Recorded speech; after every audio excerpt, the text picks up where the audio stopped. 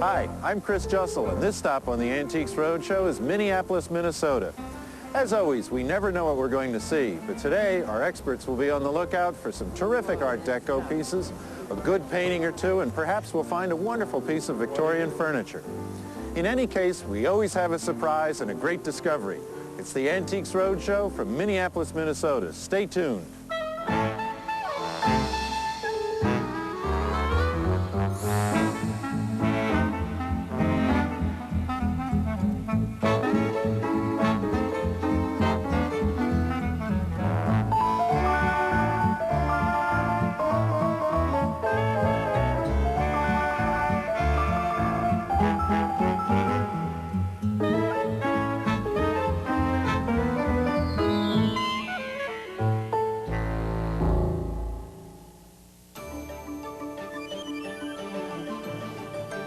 Antiques Roadshow is made possible by the Chubb Group of insurance companies, who, along with 3,000 independent agents and brokers, can insure your world.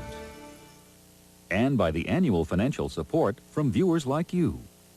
The Minneapolis-St. Paul area was first established as a military post after the War of 1812.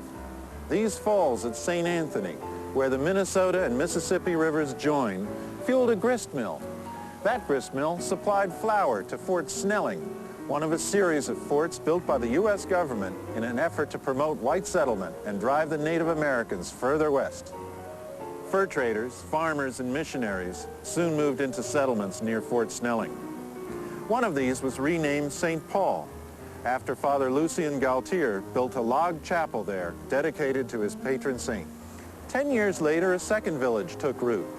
The settlers called it Minneapolis, combining the Dakota word for water, mini, with polis, the Greek word for city. Between 1865 and 1880, 3,000 miles of rail were laid in Minnesota. Lines transporting grain and farming implements stretched east to Chicago, north and west to Lake Superior, and across the Dakota Territory. The abundance of wheat coming in on the railroad created a boom of flour production, and Pillsbury and General Mills eventually became American household names. Here we are at the Hyatt Regency Minneapolis, and inside our expert appraisers have already begun to look at antiques brought in by hundreds of people from around the Twin Cities area. Now, let's go inside and see what's happening. Helen, you were telling me a little bit about the background of this bear. Do you want to share that with us? Sure. It was my husband's when he was just a baby. He was born in 1908, so I'm sure it's 85, 86 years old. Close to that. And what do you think the bear, who it was produced by? What are your feelings on the bear? Well, I really don't know. The only inkling I have is that I did find an article in an antique magazine, and it spoke about the Ideal manufacturing company. Right, which was an American producer. And what made you think that it was Ideal instead of anything else? Well, I had taken it to the Historical Society, and they said that Steiff had always put a little button in the ear. Right. So that's how we determined that it was not a Steiff bear. Well, that's interesting, because I want to point out some things to you about the bear, and then, I'll ask you what you think it might be worth. If you look at the bear, it has boot button eyes, which are these black boot button eyes here. The button that you're talking about would have been in this ear here. But what happened is a lot of times, especially at the turn of the century, the buttons were taken out because little children would chew on the bear's ears and maybe swallow it. So sometimes the buttons are not in the early Steiff pieces, okay? The other thing that I want to point out is you can see the stuffing here in one of the pads. This stuffing here is what Steiff used all the time when they were producing their bears at the turn of the century. Steiff started to produce the bears around 1905. You can also see the pads, the felt pads, and if you feel, there are these discs in the arms that make them move, which is also very typical of the Steiff bear. Now, if you squeeze the bear here, you can feel that there was a little squeaker and a little spring mechanism that made a noise. Oh, is that right? And that also was very typical of the Steiff bears that were produced at the early part of the century. The stitching, you can see the stitched claws here. as well as the nose, the stitched nose here. Yes. Now, the horizontal stitching here on the nose, that indicates that the bear was produced at the early part of the century. I see. Okay, so in looking at it, even though it doesn't have the tag, there are other factors in the bear that make it very easy to identify that yes, it is a Steiff bear because of those things. Now, what do you think something like this would be worth? I wouldn't have the vaguest idea. Yeah. I really wouldn't. Yeah. And what would you say if I told you that this could bring about $3,000 to a collector? I would like to find the collector that would pay me the $3,000. That's me too. Isn't that wonderful? Thank you. You're a hardy soul to lug such a big piece. Oh, sure. I got my think workout it's today doing this. the biggest piece I've seen yet on the road show. So what can you tell me about your carpet? Well, I inherited this from my grandmother, actually. As far as I know, she purchased it probably in the 1920s. Had it in the dining room of her house, and she had a companion rug to this in the living room. It was larger, probably about 12 by 15. Then in the 50s, when they put wall-to-wall carpeting in, she moved it upstairs to an upstairs bedroom. And I always absolutely loved this rug. I just thought it was one of the most beautiful things I'd ever seen. It's quite a nice carpet. And it's also in wonderful condition, which is nice to see in a carpet like this. It was probably new in the 1920s when your grandmother acquired it, because that's where it dates from. It's a carpet from Persia. It's an Iranian carpet from the city of Meshed, which is in eastern Persia. And I want to point out one thing about how you can identify that. Mesheds are great. The Meshedi weavers were great in that area. So whenever you see this multicolored finish here on the edge of a carpet, you can be pretty much assured that it's been woven in Meshed. For the rest of the carpet, the design is picked up. It's really a derivation of a 17th century design that you would see used throughout Persia, primarily in the cities of Isfahan and also around Meshed and Khorasan. It is just a nice representation of the Persian version of paradise, which is a lush, plentiful garden. Do you use the carpet? Actually, no, I don't. I don't really have a place to display it properly right now, so it's been rolled up in a spare bedroom in my mother's house. Oh, okay. Well, should you ever have the opportunity to use it, we usually don't talk about things like this, but I'd like to talk a little bit about how to care for the carpet so when you do use it, because it's in remarkable condition now, and it would be nice to keep it that way.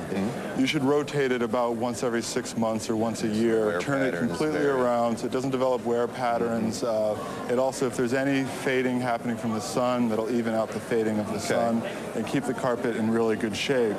The other thing I'd recommend is underneath the carpet is to use a carpet pad.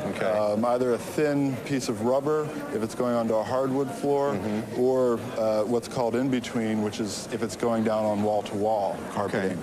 That helps keep the carpet secure to the floor and stops it from slipping, so it also makes it a bit safer to live with. Good. Safety first. Yeah, and the other thing to do is if you start living with it is have it cleaned periodically, not too often, and that cleaning a rug too often will actually hurt the rug. But having too much dirt in the rug will also hurt it because the dirt acts as an abrasive and just wears away at the bottom of the knots. The knots are tied of colored wool yarn on a cotton foundation. So the warp and the weft threads, which are the foundation threads, are made of cotton. Have you ever had it appraised? Never. Do you have any sense of its value? None whatsoever. Yeah, well, I would say because it's a great design with wonderful color and in just immaculate condition, if you were going out to buy this rug today, you'd be looking at a price of around $15,000 to $20,000. Not bad for a little inherited piece here. Yeah, well, so it's worthwhile taking care of as well. All right. Why don't I give you a hand rolling it up so you can lug it back home? Thank you.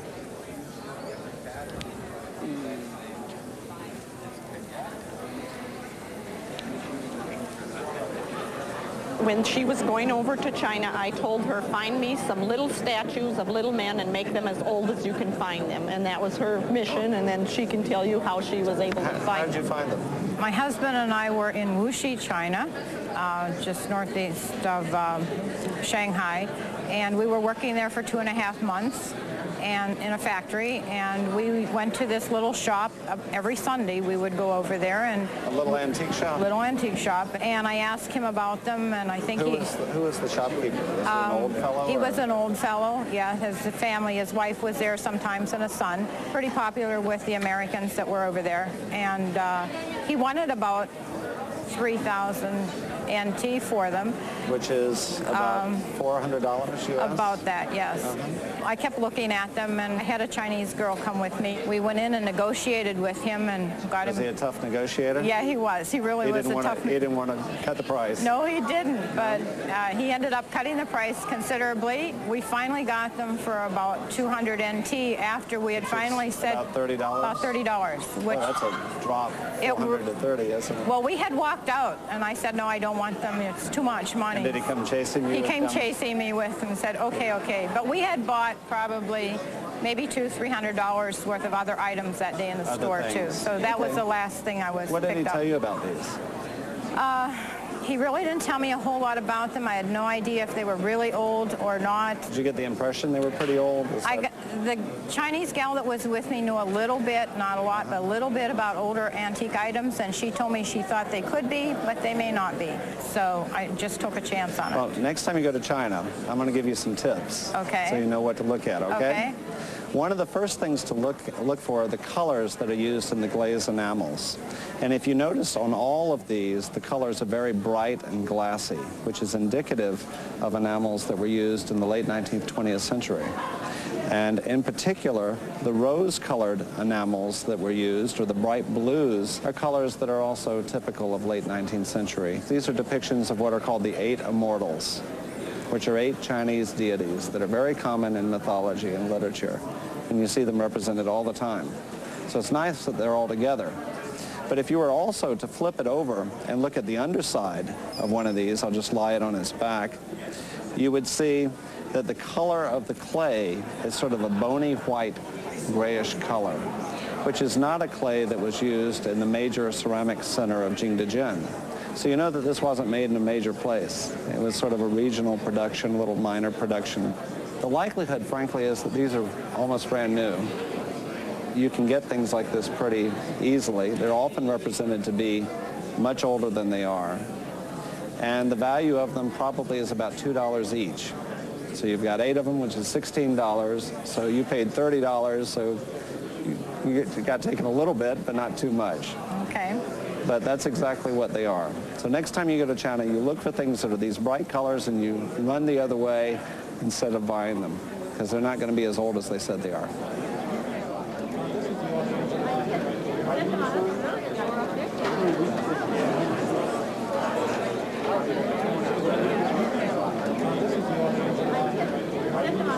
Well, certainly old it is. You've brought us a very wonderful 18th century, what we call Santos figure.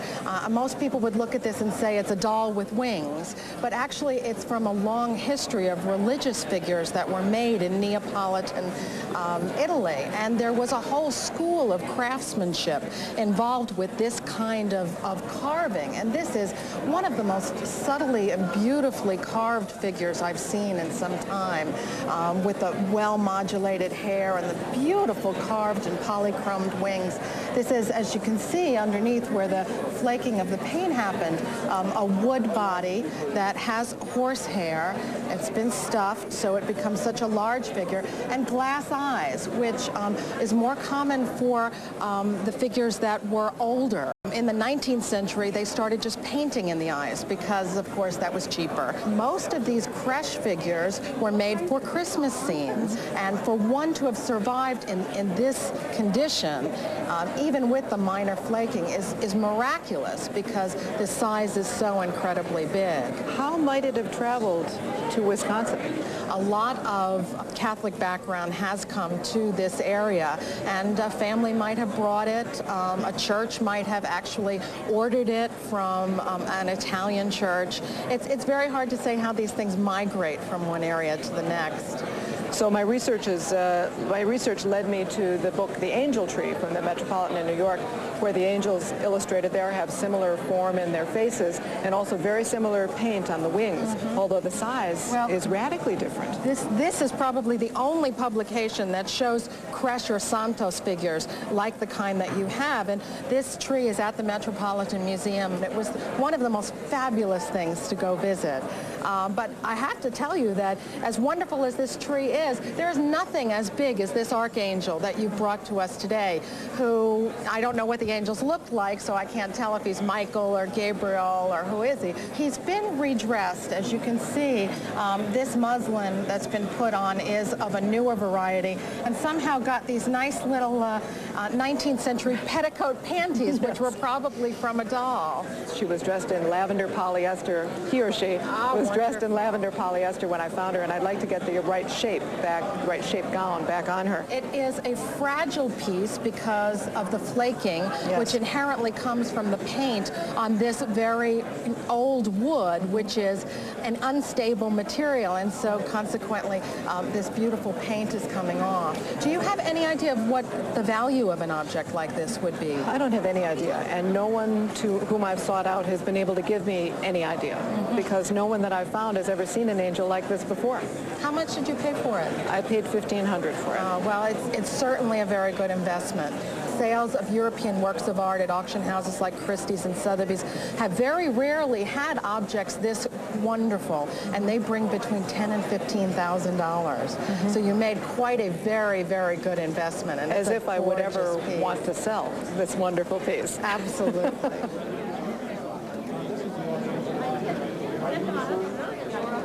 Bill, this is quite a flag you brought in today. Yeah, thank you. What can you tell me about its origin and its history?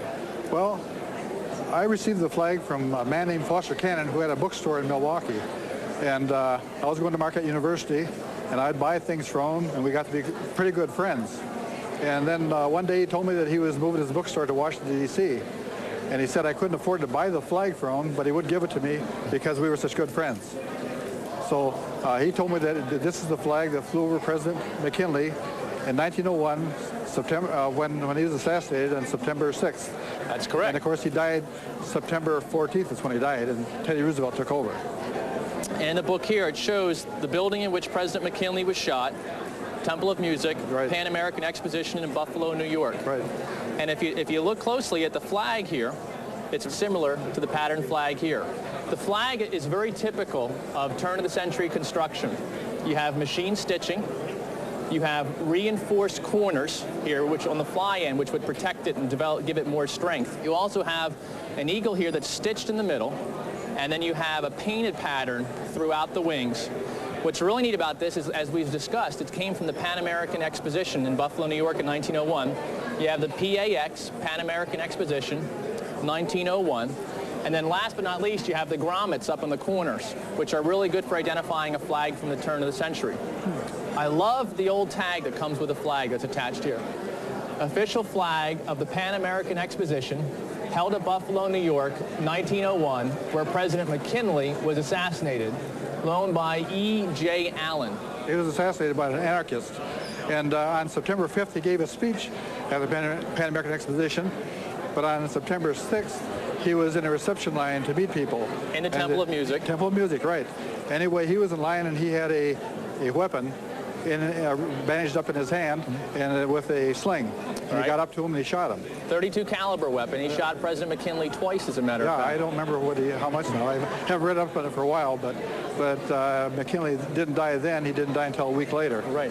Now, at the exposition where he was assassinated, there would have been a number of flags of this particular pattern that would have been flying around the exposition. Have you ever assessed the value of this flag?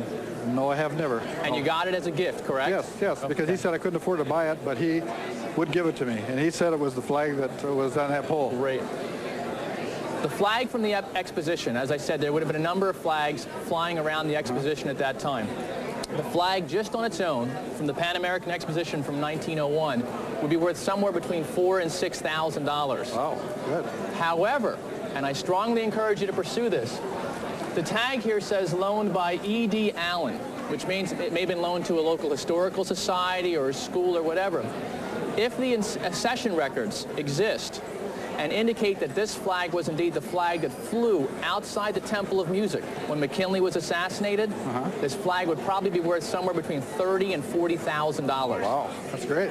Yeah, that was great. So it's worth doing some homework to see if you can prove it. I believe that. Yeah. I think I will. So it's a gorgeous flag. Yeah, it's in excellent condition, and I would gladly encourage you to do some research and see if you can prove it's the one that was right outside the Temple of Music. I'm going to do so.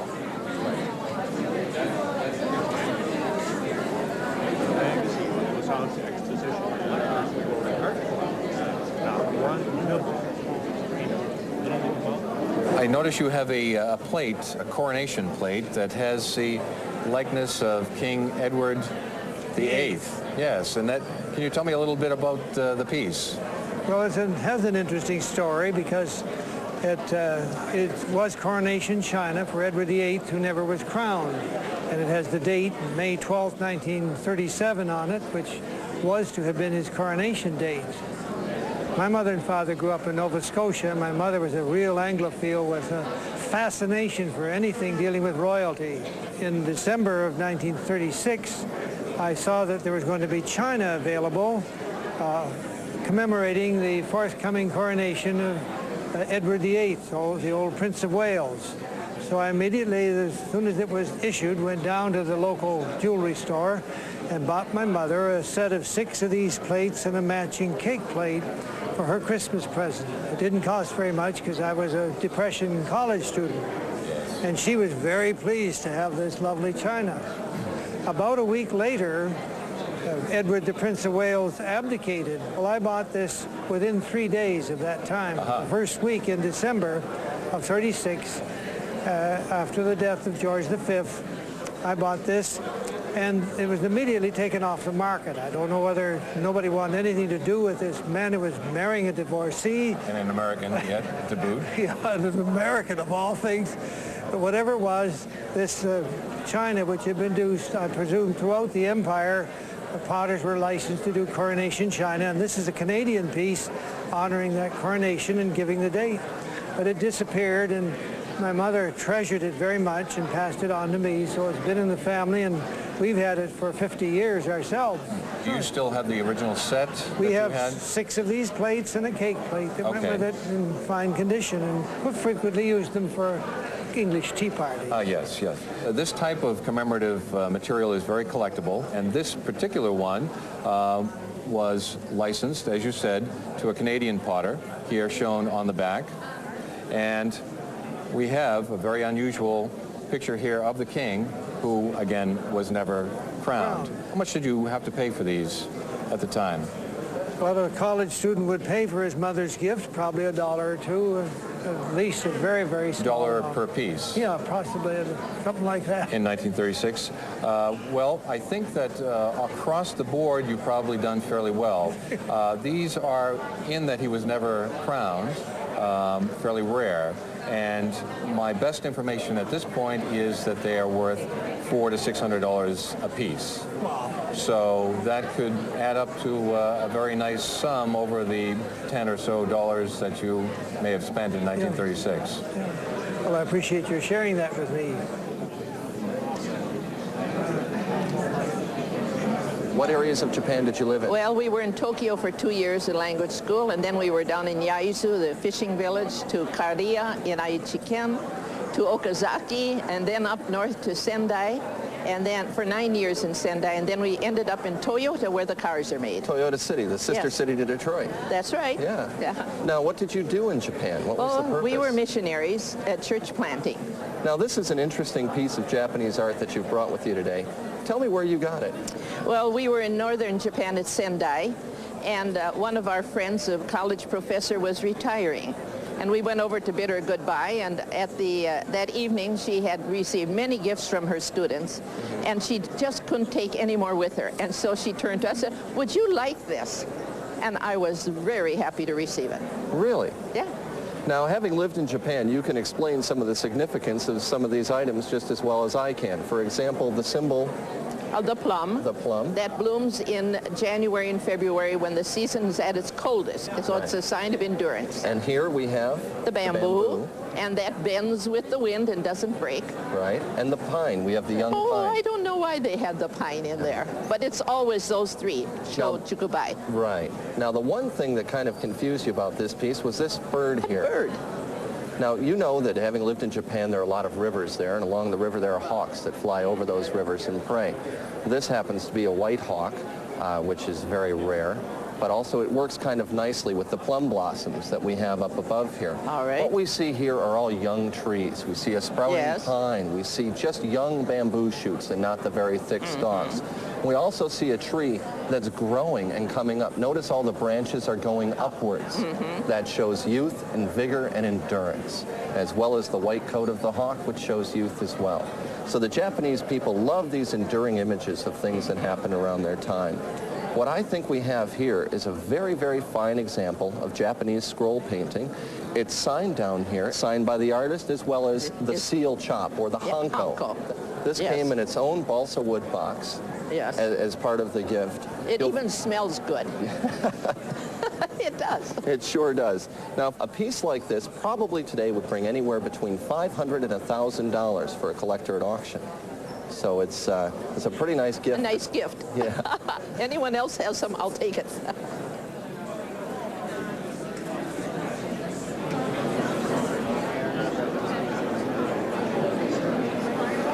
Now, let's take another short break from the ballroom here at the Hyatt Regency Hotel.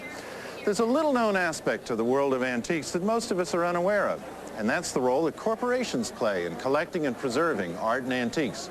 Here in the Minneapolis-St. Paul area, there are probably between 25 and 30 corporate art collections. Barbara Dice-Roth is down at the Norwest Bank Building with one of those collections.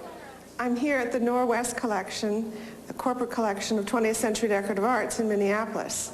The Norwest Collection is the only collection of its type in the United States to be devoted entirely to the decorative arts of the 20th century. Over the last 10 years, they've been able to put together an extraordinary collection of wonderful objects representing all the major countries and all the major workers within those countries. There's some of my personal favorites here at the Norwest Collection, which I'd like to show you today.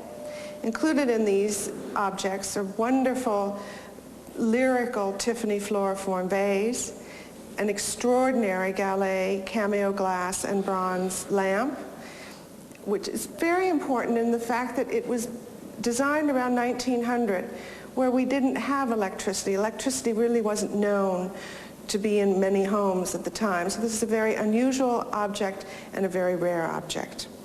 My very, very favorite in the whole collection is a Sèvres porcelain vase dating from 1937. The body was designed by a man named Henri Rapin, who was the designer at Sèvres at the time. It was decorated by Anne-Marie Fontaine in 1937. It's beautifully painted in blues and pinks and greens with a tropical landscape. Even though I do work in the 20th century arts, it's not really what I collect. I do collect 18th century American decorative arts. But the one thing I do have in my collection, which I just love above all others, is a piece of Sèvres porcelain that I brought here today from New York. It's a little bit earlier than the piece in the Norwest Collection and not quite as important. But it was done in 1923, designed by the same artist as you see here in the Norwest Collection ginger jar. As you might know, Sèvres began to be produced in 1753. It's always been subsidized by the government of France. You might think that because it's been produced by or subsidized by the government that it's not very good quality and not very innovative. On the contrary, they've been able to produce the finest quality works of art in porcelain and other ceramics that were ever made as far as I'm concerned. Thank you, Barbara. We're back in the ballroom at the Hyatt Regency Hotel, where Antiques Roadshow specialists have been looking at hundreds of antiques brought in by people from around the Twin Cities area. For those of you at home, we hope to see you at a future Antiques Roadshow event when we come to your city. Now, let's get back to business. Ms. Reiser, can you tell me about these two items that you have here? My parents were in the retail liquor business in the early 1900s, And these was part of the glassware that they had. And it's been in our family ever since. We've had them at the cabin. And you have sets of these, I understand. We have 6 of each. That is all that's left. Really? Well, I'll tell you, I think you have items that have a very special value in a number of ways. One, since we are from Minnesota, these appear to me to have been made by one of the many potteries in Red Wing, Minnesota. We had several of them functioning at the same time 100 years ago. And there was a consortium called the Union Stoneware Company, and then eventually became Red Wing Union Stoneware Company. I believe that these 2 items were produced by the Red Wing Stoneware Companies. They have a value in that regard as ceramic objects made in Minnesota, and Red Wing collectors would be desirous of having them. They also have another value, a double appeal, in that they're examples of antique breweriana. For those people who are interested in collecting items related to the beer industry or brewing industries. So these I would date from probably the period of 1900 to maybe 1920. This item is a particularly handsome one in that it has what we call sponge banding on it. Unfortunately, I could see a little bit of a crack in this one here, which does lessen the value of it. Without the crack, how about $125 a piece? Wonderful. This one is not cracked and would have a lesser value, but perhaps maybe $45 to $55. And of course, the more you have in a set, the more desirable. I think you have some real treasures here. And great. They're part of our history as Minnesotans, and indeed, if your family has been involved in the retail liquor business, this is very special to you and to your family. Yes. I would encourage you to treasure them and take good care of them for the future. We've been drinking coffee out of them at the lake. Won't do that anymore. No microwave use, I would say. No, we have some crackled. They were in the microwave. Okay, be very careful of them because they're quite collectible and very desirable. Oh, I'm so happy to hear that. Well, that's terrific. It was a daughter-in-law who said, you know, I think they're worth something. Indeed they are. Very Yes. special items. Your Pembroke table, sometimes called a sofa table, is a large one in the Federal style. It came from this house in Somers, New York. Tell me something about your family and this house. Well, my family came from Somers, New York. The first field to come to St. Paul came in 1856. His name was Thaddeus Crane Field. Several other objects, including the portrait of Governor DeWitt Clinton, came out of this house. Well, the house is in Somers, New York, which is a small village. They had the house until about 1936. So the table and the portrait migrated west to St. Paul. About 1935 or 6, I would say. Yes. And some of these pieces of furniture were published around 1910 in a book on early antiques, The Quest of the Colonial, were they not? The Quest of the Colonial was a book published by a couple that were looking for colonial-style antiques. They bought what was known as the Elephant Inn there and made that their home, I believe. The Elephant Inn because? Because of Barnum and Bailey having both lived in Somers. As a matter of fact, in the Elephant Inn, which still stands in Somers today, they have a room up on the top floor that's a sort of a miniature setup of a huge circus. What can you tell me specifically about this table? I really don't know a great deal about, except that it came from the field property in Somers. This late Federal style period table, made between 1825 and 1835, in that style of Duncan Phyfe and Charles Honoré Lagnier. One of the things I've noticed about it is the dense mahogany. These are very heavy leaves. This is a very good table. What do you think it might be worth in the market today? You know, I have no idea what I say, perhaps 4,000 or 5,000, I don't know. Well, it's a great interest in this period of Federal furniture. I would say more in the range of about 2,500 to 3,500. Federal furniture is sought after the period of Duncan Phyfe and Lagnier. This is a very good example and very good condition, and also very interesting to know that it began life and was in this house in Somers, New York, until it moved west in 1935. Yes. What I brought you, I don't personally own. I'm an insurance agent, and I have a customer that had to be out of town this weekend, so brought it into my office like on Thursday and said, could you take this down to the antique show and have it appraised? And when I saw what I had is an elephant tusk, and this kind of like off of the whale, I was pretty nervous about bringing it down. I thought maybe the animal rights people might be outside and wouldn't like me bringing this in. If we look at the decoration first on these pieces, you'll notice that the tooth, the whale tooth itself, is decorated with a whaling ship and whales. You see the mothership here sending out their whalers in boats and spears in their hands and stabbing the whales, and the whales in and out of the water. It's really quite a momentous event that they've depicted. On this piece, it's actually dated 1794, depicting a military action from the 18th century.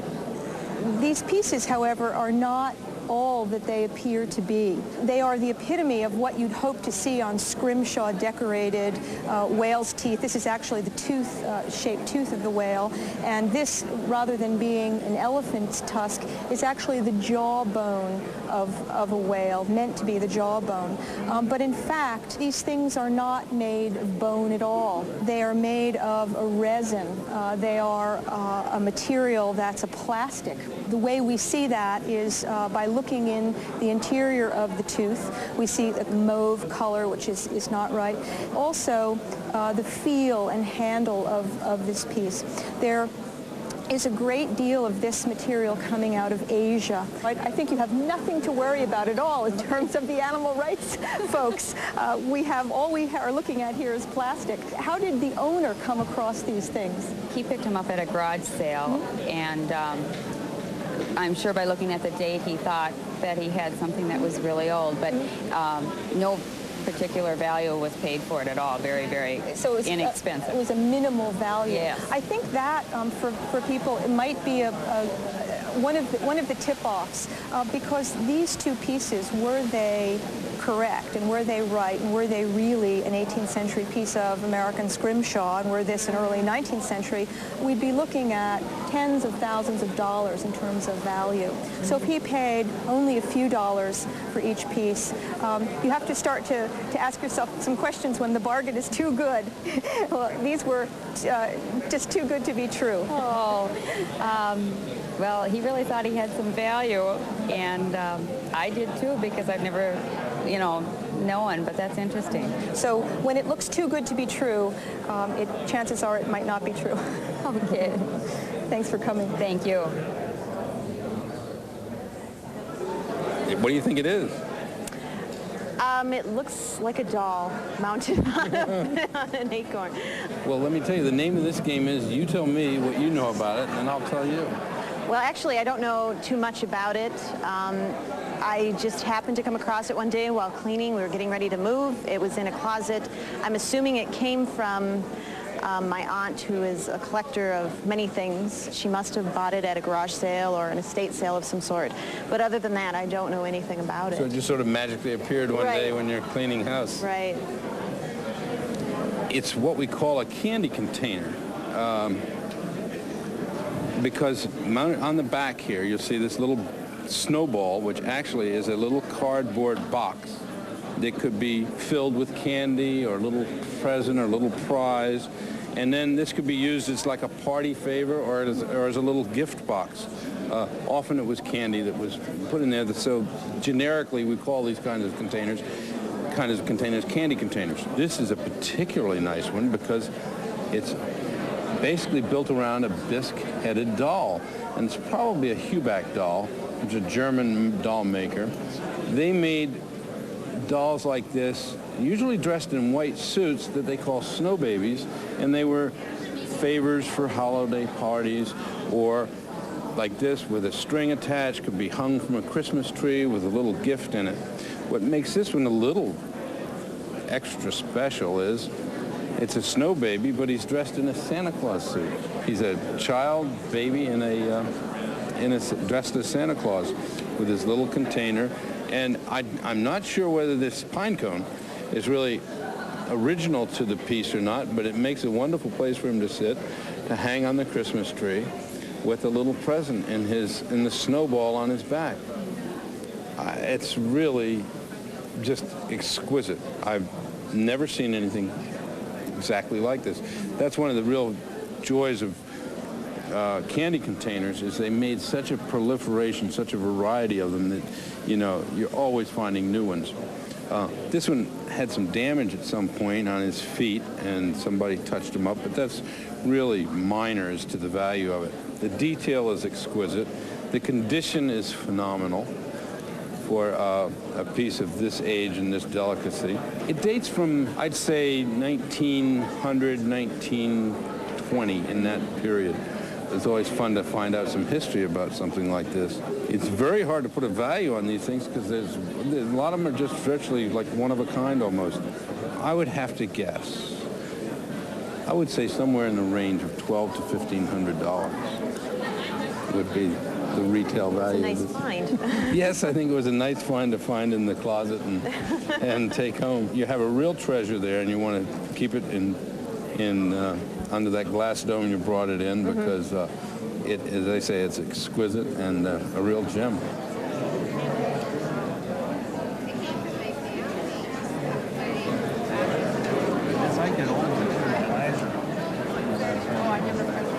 Well, we've seen some wonderful antiques here today in Minneapolis, and there's more to see. But first, here's Jim French of Christie's with some observations on what to look for when buying a fine Oriental rug. For many people, buying an Oriental carpet can be a very intimidating experience. So if you don't know a lot about Oriental rugs, spend some time before you buy something. Really familiarize yourself with carpets. Go to a lot of different dealers, look at a lot of different types of rugs so you can start to understand the differences in design, coloration, and decide what you really like yourself. What determines quality in Oriental carpet is a very complex thing. It involves quality of color, quality of design, quality of wool, age, rarity, and quality of weave. And if you spend the time and look at a lot of different rugs, you'll start to familiarize yourself with those things by listening to what other people are telling you, comparing and contrasting that information, and coming up with your own thoughts. One thing you should also be very beware of are going out of business sales or hotel auctions that promise great discounts of 50 to 80% off the original price. Usually, those sorts of reductions just represent a small discount from an exorbitantly inflated original retail price. Another thing to beware of is the stories that you'll hear from a lot of people when they're trying to sell you a rug. Most of rug information that we know is just that. It's stories, lore, and myth, and really not based in fact. So you should take it all with a grain of salt. One specific thing I'd like to point out along that lines is the issue of knot count. It's a commonly held myth that the more finely a rug is woven, the better quality it is, and therefore the more valuable a rug it will be. But in fact, knot count has little to do with quality or value in an Oriental rug, and that rugs from different areas have different criteria in terms of the way they're woven and how you judge them. Here we have two rugs from the Caucasus, one a Shirvan rug from the Northeast Caucasus, and the other a Kazakh rug from the South Caucasus. The Shirvan has about 150 knots per square inch versus the Kazakh, which only has about 50 knots per square inch. Under the commonly held belief, therefore, the Shirvan would be viewed as a much better and more valuable rug. But in fact, both of these rugs are worth about the same, which is about $10,000 today. The most important thing, though, when you're looking to buy a rug, is buy what you like. It should be something that you're going to live with for a long time and enjoy and hopefully pass on to your children. Thanks, Jim. That was great. And I guess one moral is, if it sounds too good to be true, it probably is. Now, let's go see what our next few tables have in store for us. We have in front of us a little pottery mug or tankard. Can you tell us a little bit about it? Well, it's something that was in my great-grandparents' home. I'm not sure how long they had it. They gave it to my grandfather, and about 10 years ago, he gave it to me in a collection of household items he thought I might like to have. And it's just something we keep in the china cabinet and enjoy looking at. Do you know anything about the particulars of this piece? I know that it's Dedham pottery, and I know it's an Eastern company, but other than that, I really don't know anything. Okay. Well, it's a very nice example of Dedham pottery. It was a company formed in 1896 in Dedham, Massachusetts by members of the Robertson family. They closed or went through and then closed in 1943. So Dedham, Massachusetts is just south of Boston. This crackle glaze with a blue glaze decoration is very typical of their tableware. This one, as you see, is in the rabbit pattern. Now, there are 4 different types of rabbit pattern. This one happens to be 2-ear rabbit because you see both ears. Here, on the bottom, we have the ink stamp mark, which was used until, I believe, 1943, from the beginning till the end. Beside it, we have the impressed mark, which was used until 1932, I believe. So that would date this tankard before 1932 in that it has both marks. It's a lovely little piece. Dedham pottery, very collectible these days. The market is very, very strong.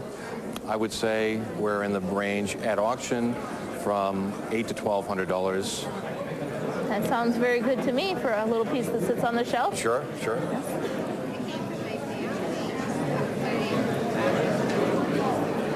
You have a beautiful lamp here. What can you tell me about it? Well, very little history. We believe it was a wedding gift to Kent's grandmother in about 1903. We know that it's been sitting on a desk in Kent's parents' living room, our living room, and it's been in use ever since. Right. Except when the kids are that age, and then you put it away for a year. You put it away for a year. Absolutely right. That's the way it survives. No, I thought you had some feelings that it might, in fact, be French crystal. Yes. Well, I must tell you that this is an American art glass table lamp. It's manufactured by the Pearpoint Company, which was started in late 19th century in New Bedford, Massachusetts. This shade is called a puffy, the way it puffs out. It's interiorly painted, and the lamp is fully signed, which I would like to show you. So turn it off. And that's, take the shade off. We could turn the light out. And then we can see if we can find it.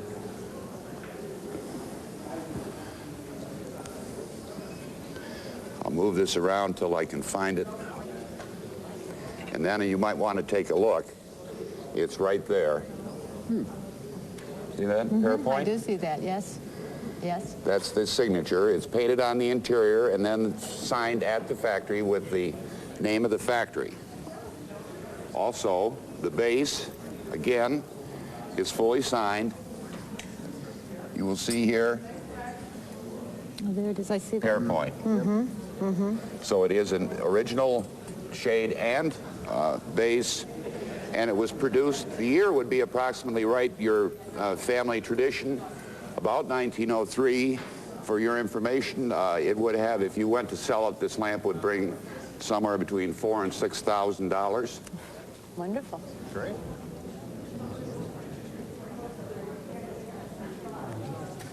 Wonderful box, early piece, very late 18th century or early 19th century casework here with the dovetailing, and obviously original brass. What do we have in here? Well, it's my father's. He bought it here in St. Paul, Minnesota. It's a hurdy-gurdy. Yep, absolutely right. And I try to take this out very carefully. And if you could hold that just for a moment. We'll put this case away. Let's take a peek at it closer. I mean, this is quite an amazing piece to find in a place such as Minnesota. I think it's far from its home. It's most definitely French work, and it's actually signed by the maker here, right on the top, and that looks like Bassot. It's in great condition, actually. I like to think of it as the first mechanical instrument to ever come along. The origins of it are very old and not really sure where it came from, though there's a lot of mythology that places it coming from the east through India, and we don't really see it in Europe until come the 11th to 12th century. It's a six-stringed instrument with strings that sort of pass through. It's tuned up here at the top, and if we slowly take this off, this is a wheel that is actually rosined. The instrument is played by cranking, and here's the cranking that wheel, and as it turns, the rosin on the wheel activates and aggravates the strings, and you get a sound just like a violin. But with a wheel, it's continually playing. These are called the tangents, and this is the tangent box, and you can see it's a wood mechanism for actually playing the strings, stopping the strings at different scale. So you don't have to be very exact. You just pull the button out and there's a note for you. It's earliest known forms of this in Europe. They were much bigger, and actually so big that it would take you and I to play it, or I'd sit here and crank and you would play the tangents. And it's not until into the 15th century where we see them in this form. I would place the date at somewhere around 1718, made in Mirecourt, and as I said, by Joseph Bassot. The inlay all around here, I think it's actually whalebone and ivory. And that black whalebone we know as, here in the United States, as baleen. Where did you find it again? It's something my dad brought home. He goes around different wherever here in St. Paul and Minneapolis and buy stuff. Yeah. And it's just something he came across one day, and he likes unique instruments, musical instruments, and this is definitely a good find. I'll say my dad from New Jersey never brought anything home like this. Okay. Any idea of what the value of it is? No idea. Do you know what he paid? It wasn't much. It wasn't much. Well, I'll tell you, I think it's quite a valuable piece. One in this condition, I would put at probably around between $4,000 and $6,000, fully restored and in playable condition again. You'd probably find this on the market for upwards of $6,000. Wow. It's a great thing. Great thing. Wonderful. Well, unfortunately, we don't have any strings for it. I wish we could play it, but maybe in a year from now you'll have it all restored and we'll hear it again, and you can bring it in and crank it up. I sure hope so.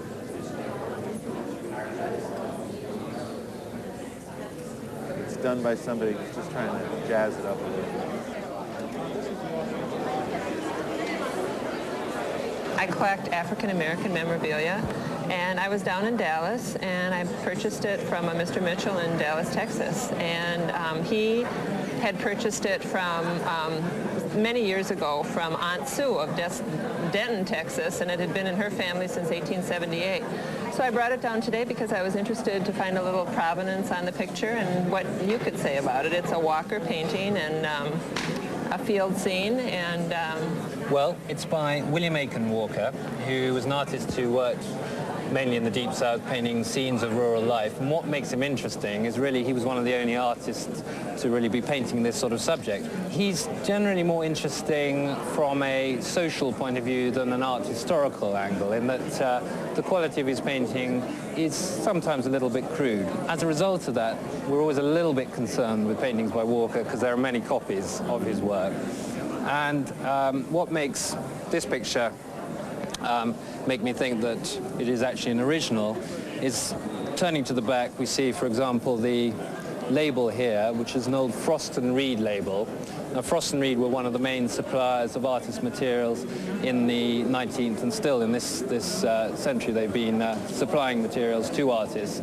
So that's a good sign. It's obviously quarter of an actual a larger artist board, which he's cut for this use. We have this inscription here, Field and Figures, 9x12, $8. It's by no means still a guarantee, and one would still want to be sure by authenticating the picture with the outside expert who has much more experience. However, I'm pretty convinced that this is an authentic work. It's worth, I would say, well, before I tell you what it's worth, tell me, are you going to tell me what you actually paid for it? No. You're not? Okay. So there are 3 figures, which is very unusual. Normally, you usually just see the single figure. We've got this label here, which I'll lean against the picture. It says this is found on the reverse of the picture. It's not an original label, and in fact, actually, this is just an idea, which says Uncle Moses and his children, Sarah and Thomas, in South Carolina. It's a little bit fanciful to think that this is actually a label that refers to actually to this scene, as most of the pictures were just scenes that he painted of local life. But I think that this is a very nice example to have the children in the scene as well, and I believe it would be worth between $20,000 and $30,000 at auction. Fantastic. Thanks for bringing it in. That's great. Well, thank you. Okay, thanks.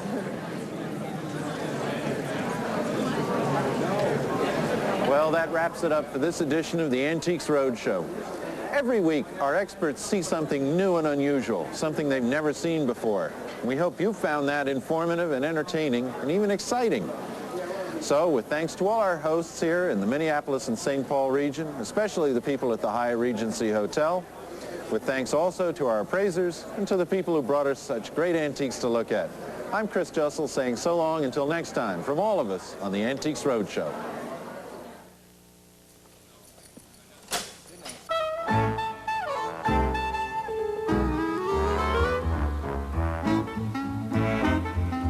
Stay tuned now for Mystery on Channel 6.